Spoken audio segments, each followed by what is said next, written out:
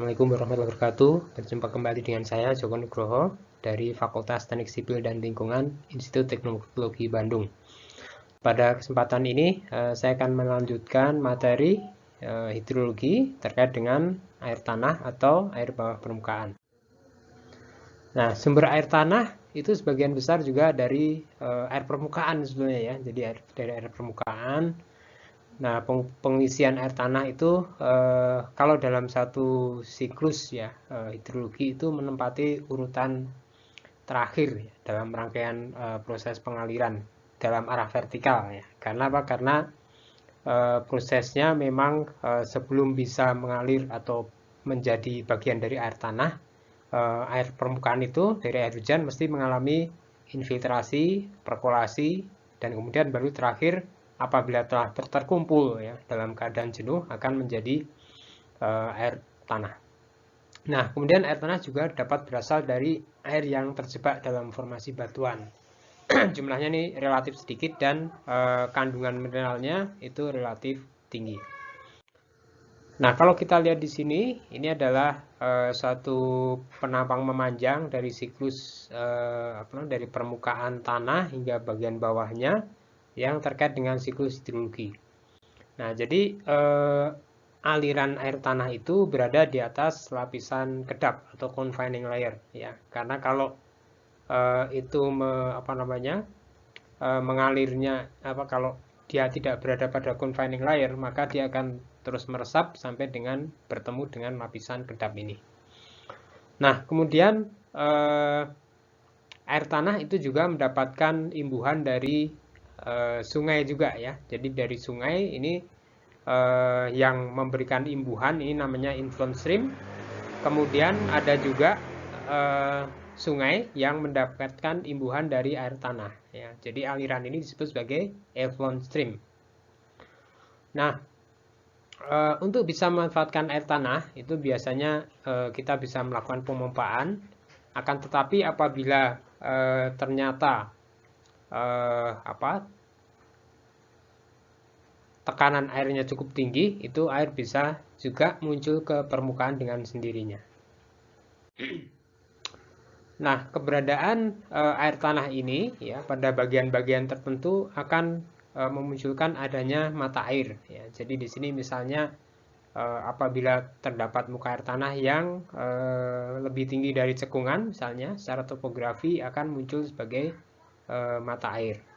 Atau bisa juga dia sebagai perch spring. Jadi di sini ada suatu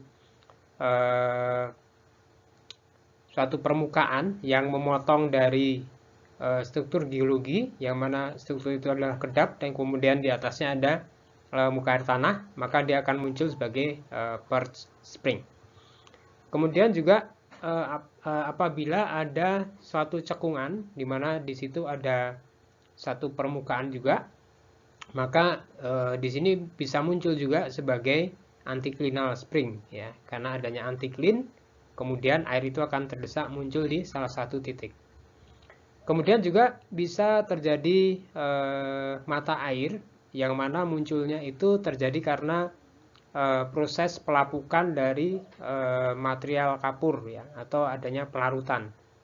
Jadi di sini memunculkan mata air pada suatu lokasi di mana terdapat pertemuan dengan permukaan.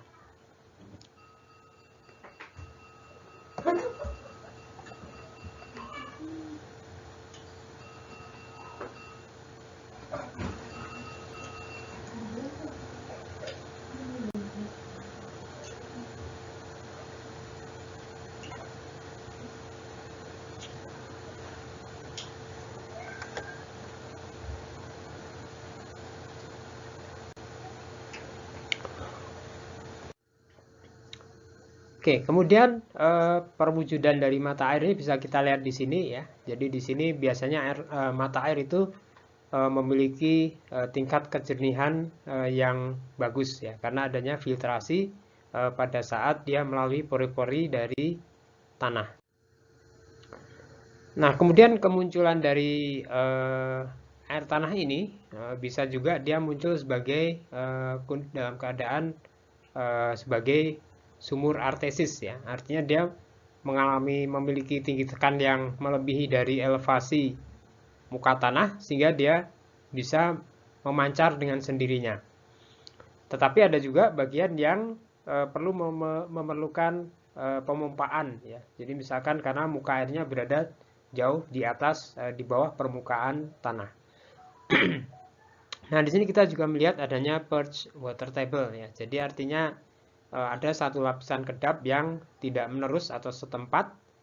Bisa juga ini akan menahan air ya, atau terdapat satu bagian yang jenuh ya di atas dari material kedap ini. Nah, kemudian aquifer atau apa namanya material yang bisa mengalirkan air tanah ini atau yang permeable itu ada dua jenis, yaitu ada yang confined aquifer, ada yang unconfined. Kalau yang confined ini pada bagian atas dan bawah ini atau dia dibatasi oleh lapisan kedap. Sedangkan untuk yang unconfined ini hanya dibatasi oleh lapisan bawah yang kedap, di atasnya tidak ada pembatas yang lain. Nah, pada confined aquifer tekanannya akan tergantung dari posisi dari recharge area ya. Jadi di sini memiliki tekanan biasanya bisa lebih tinggi dari yang unconfined aquifer. Nah, kemudian kalau kita meninjau profil vertikal dari tanah, di sini ada beberapa zona, yaitu ada umumnya ada zona saturasi atau zona jenuh, kemudian ada juga zona vedus ya, atau zona yang tidak jenuh. Nah, untuk yang zona jenuh ini akan ditempati oleh air tanah dan juga ditandai dengan adanya muka air tanah. Kemudian untuk yang daerah vedus zone atau zona tidak jenuh, di sini terdapat 3 bagian, yaitu soil water zone, terus kemudian ada intermediate vedus zone dan capillary zone. Nah, capillary zone ini dipengaruhi oleh keberadaan dari muka air tanah. Jadi ini tergantung ya, tinggi dari capillary zone ini, tingginya akan tergantung dari bagaimana struktur tanah, ukuran butir dan sebagainya. Nah, kemudian soil water zone ini akan dipengaruhi oleh adanya atau soil water zone ini adalah daerah di mana terjadi proses infiltrasi ya dari permukaan. Terdapat beberapa jenis pori-pori tanah. Yang pertama yaitu A adalah jenis yang well sorted sedimentary deposit. Ini adalah sedimen yang memiliki ukuran hampir seragam. Ini memiliki porositas yang tinggi. Kemudian yang B, bawahnya itu adalah poorly sorted sedimentary deposit. Ini memiliki porositas yang rendah karena celah-celahnya sudah terisi dengan butiran yang berukuran lebih kecil. Kemudian yang C, ini adalah well sorted ya, tetapi butir-butir yang ada di dalamnya juga porus, sehingga ini memiliki porositas yang cukup besar. Sedangkan yang D ini adalah kondisi yang poorly sorted dan juga sudah terdapat sedimen halus di antara pori-porinya, sehingga memiliki porositas yang rendah. Sedangkan untuk jenis E ini adalah batuan yang mana di dalamnya terdapat celah karena proses pelarutan begitu. Kemudian yang F adalah batuan yang memiliki pori karena adanya retakan-retakan pada batuan tersebut. Terdapat beberapa istilah yang biasa digunakan dalam mempelajari air bawah permukaan, yaitu yang pertama adalah aquifer. Itu adalah satu formasi jenuh yang terdiri dari material bumi, tidak hanya menyimpan tapi juga bisa menghasilkan. Di sini artinya sebagai pembawa ya air dalam jumlah yang cukup. Kemudian yang kedua adalah akitat. Akitat adalah material bumi yang bersifat sebagian permeable, begitu ya. Jadi tidak permeable penuh sebagaimana aquifer. Kemudian yang ketiga adalah aquiclude. Aquiclude ini tidak tembus air atau bisa disebut impermeable. Sedangkan yang terakhir adalah aquifuge. Ini adalah kedap air, tidak porus ya. Dan biasanya merupakan batu-batuan yang padat dan keras seperti granit.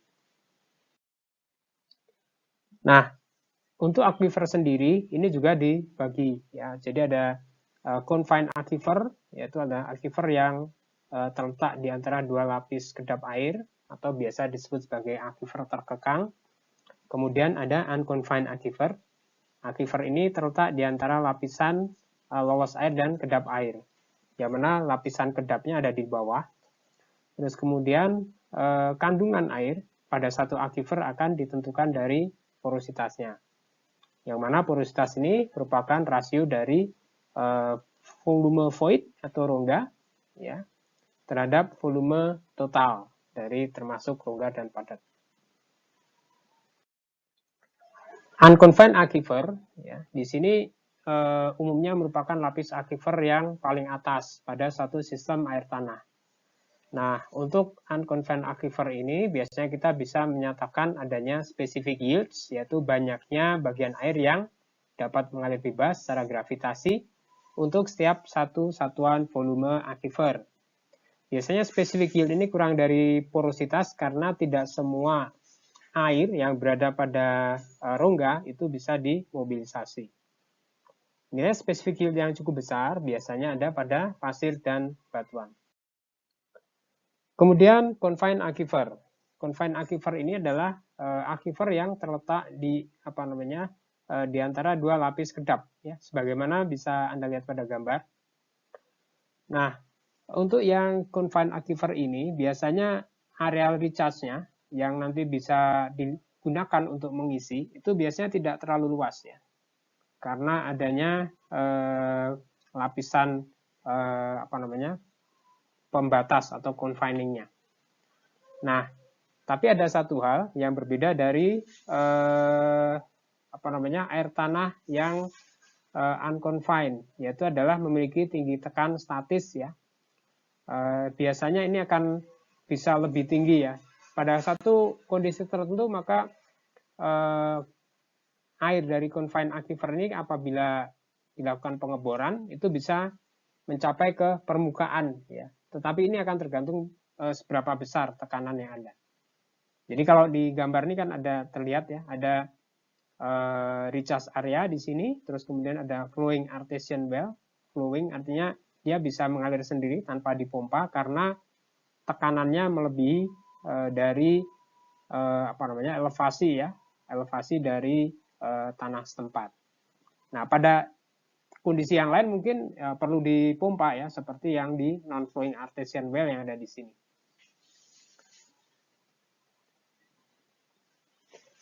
Kemudian, ini. Nah, terkait dengan aliran melalui bawah permukaan ya, erat kaitannya dengan hukum Darcy ya, atau persamaan Darcy yang terkait dengan aliran air tanah. Nah, di sini di sini saya coba hubungkan dulu pen.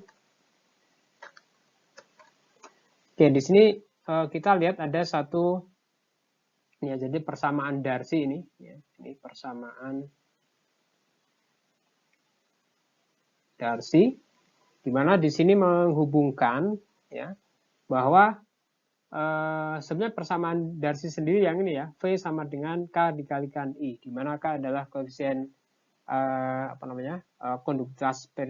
konduktivitas hidrolik dari tanah, terus kemudian I adalah gradien hidrolik ya. Nah, jadi kalau kita bicara debit, artinya kita bicara kecepatan dan luas penampang, maka I sama dengan K dikalikan A dikalikan delta H per delta L. Ini adalah I-nya. Ya, I sama dengan delta H per delta L. Nah, secara skematik ya, kondisi itu bisa kita lihat pada gambar yang sebelah kanan ini, di mana di sini dilakukan pengukuran secara piezometrik ya. Katakanlah di sini misalnya antara titik A gitu ya dengan di titik B ya. Jadi di masing-masing titik ini akan diukur dengan piezometer sehingga kita bisa mendapatkan nilai delta H ya. Nah, kemudian jarak antara A dan B ini juga diketahui yaitu delta L.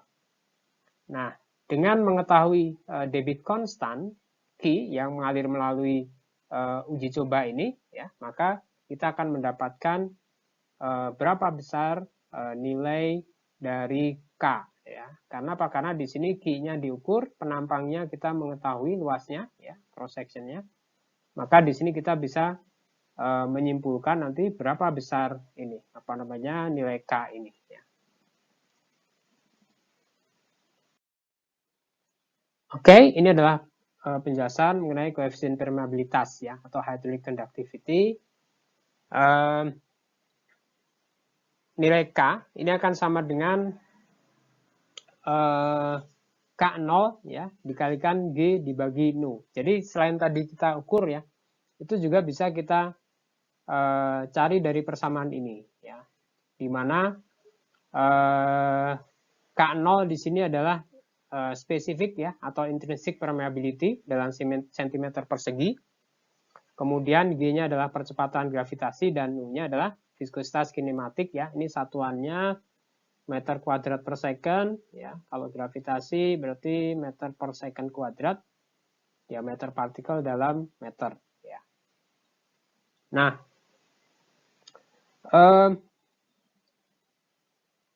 oke. Nah, nilai K0 itu biasanya juga bisa kita kita cari dari persamaan C dikalikan D kuadrat ya. Tapi kita perlu mengetahui berapa C-nya dan D-nya satuannya harus tepat begitu ya. Nah, berarti di sini D-nya dalam satuan cm ya. Sorry, ini berarti cm. Nah,